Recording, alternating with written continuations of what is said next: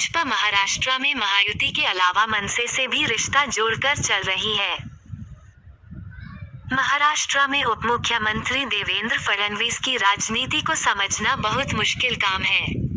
एक तरफ वो महायुति में शिवसेना शिंदे गुट और एनसीपी अजित पवार के साथ आधिकारिक तालमेल बनाकर विधानसभा के चुनावी अखाड़े में उतरे हुए हैं। वहीं दूसरी तरफ पर्दे के पीछे से बीजेपी और राज ठाकरे के बीच कुछ और ही चल रहा है। बताया जाता है कि 10 सीटों पर मनसे ने बीजेपी से समर्थन मांगा है, जिसमें माहिम विधानसभा सीट भी शामिल है। इस सीट पर राज ठाकरे के बेटे अमित चुनाव लड़ रहे हैं। इन 10 सीटों पर शिंदे सेना के उम्मीदवार है। शिंदे सेना के कुछ उम्मीदवारों ने यह बात मुख्यमंत्री एकनाथ शिंदे को बताई है, पर शिंदे बीजेपी के प्रेशर पॉलिटिक्स के आगे झुकने को तैयार नहीं है। लेकिन उप मुख्यमंत्री देवेंद्र फडणवीस और मुंबई बीजेपी के अध्यक्ष आशीष शेलार जिस तरह से मनसे अध्यक्ष राज ठाकरे को जरूरत से ज्यादा महत्व दे रहे हैं, उससे महायुति की मुख्य पार्टियां काफी चिंतित हो रही है। खासतौर से इससे सबसे ज्यादा एकनाथ शिंदे के उम्मीदवार बहुत परेशान दिखाई दे रहे हैं। इससे महायुति को बड़ा नुकसान भी उठाना पड़ सकता है। माहिम विधानसभा चुनाव से शिवसेना शिंदे के उम्मीदवार सदा सरवणकर को पीछे हटाने के लिए जबरदस्त दबाव डाला जा रहा है, जबकि सदा सरवणकर कई बार विधायक रह चुके हैं और दादर इलाके में उनकी एक मजबूत पकड़ भी है।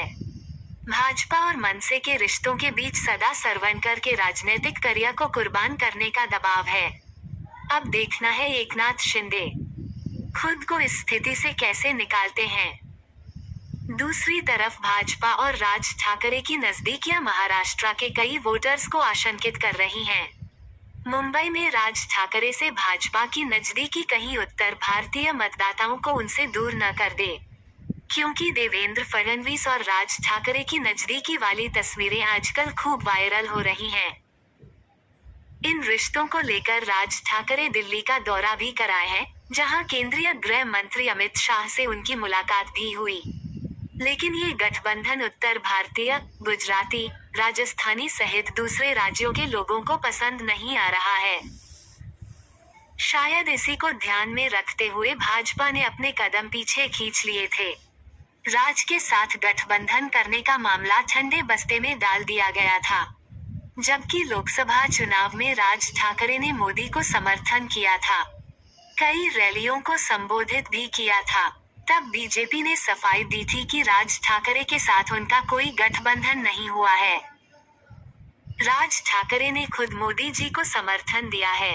मनसे की भूमिका को उत्तर भारतीय विरोधी माना जाता है। आए दिन खबरें आती रहती है कि मनसे के लोगों ने उत्तर भारतीय की पिटाई कर दी। दुकान या दफ्तर पर मराठी बोर्ड लगाने को लेकर भी मनसे और गुजराती और राजस्थानियों के बीच कई बार रिश्तों में कड़वाहट आ चुकी है।